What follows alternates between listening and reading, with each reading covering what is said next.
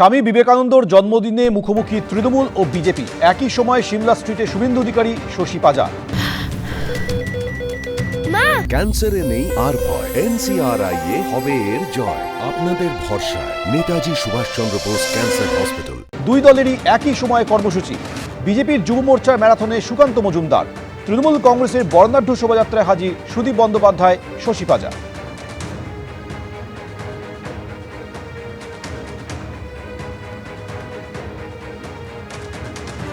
স্বামী বিবেকানন্দ জন্মদিনে মুখোমুখি তৃণমূল ও বিজেপি। একই সময় সিমলা স্ট্রিটে শুভেন্দু অধিকারী, শশী পাজা, দুই দলেরই একই সময়ে কর্মসূচি।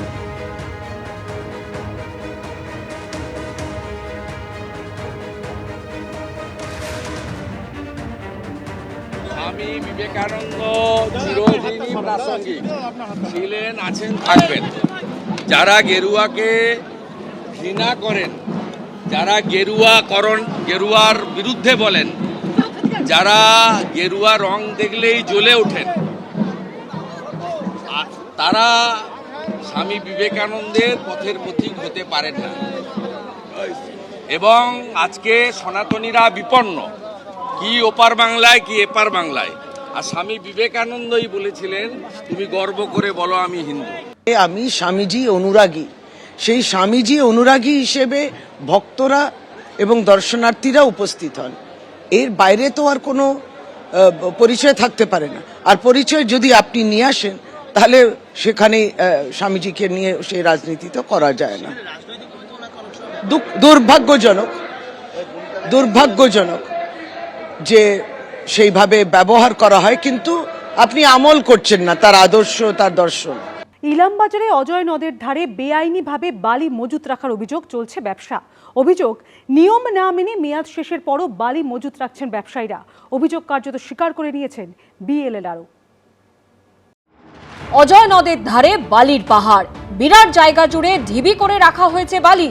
শেষ হয়ে গিয়েছে বালি মজুতের মেয়াদ, জায়গা জুড়ে এখনো রয়েছে বালি স্তূপ। বীরভূমের ইলামবাজারে বেআইনিভাবে বালি ব্যবসার অভিযোগ।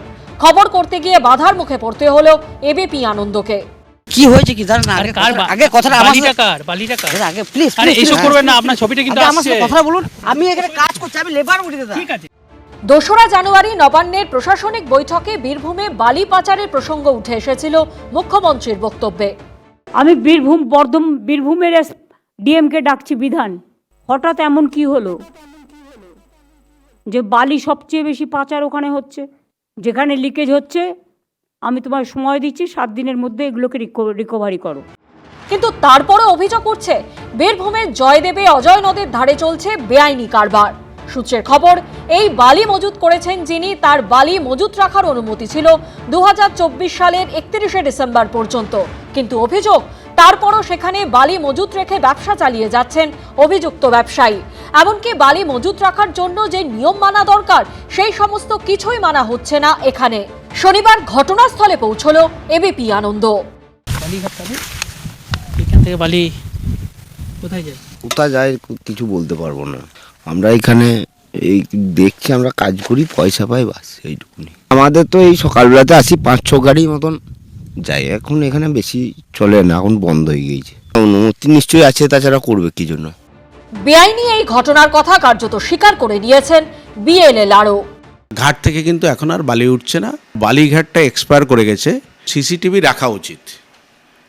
ফাঁকা মাঠে যেখানে বালি থাকবে, টিন দিয়ে ঘিরে রাখা উচিত হচ্ছে, যেখানে অসুবিধা হতে পারে, কিন্তু টিন দিয়ে ঘেরা নেই। এখানেই শেষ নয়। অভিযোগ, ইলামবাজারের একাধিক বালিঘাটে নদীর বুকে গর্ত করে তোলা হচ্ছে বালি।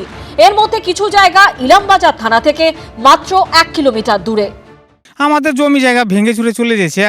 আর এই যে আমাদের আর চাষ করতে পারে না, বললেও শুনে না, ওই এখানে সেখানে ওই যে বালি কাটছে। ঘটনায় শুরু হয়েছে রাজনৈতিক চাপানোতর। আইওয়াস মুখ্যমন্ত্রী বলেছিলেন যে ঠিকঠাক চলছে না, বালিঘাটগুলোর মালিকেরা ঠিকঠাক জায়গায় টাকা দিচ্ছিল না, ওদের ঘাবড়ে দেওয়া হচ্ছে, ভয় পাইয়ে দেওয়া হচ্ছে। আরে ভাই, ঠিকঠাক আগে যেরকম টাকা দিচ্ছিলে ঠিক জায়গায় টাকাটা পৌঁছে দাও, না হলে আগামী দিনে বিপদ হবে। এই বলে পুলিশ দিয়ে একটু চমকানো, যাতে ঠিকঠাক তোলাবাজিটা তৃণমূল কংগ্রেস পায়। বিরোধী যারা আছে তাদের তো মানুষের পাশে থাকে না, তাদের কাজ হচ্ছে মিথ্যা অপবাদ দিয়ে যতটুকু ফায়দা লোটা যায়। আমরা পরিষ্কার ভাষায় বলি, মুখ্যমন্ত্রী যে কথা বলবেন, মুখ্যমন্ত্রী যে নির্দেশ দেবেন, প্রশাসনকে আমরা সর্বতভাবে সাহায্য করে এসেছি। কোনো বেআইনি কাজকর্ম আমরা হতে দেবো না।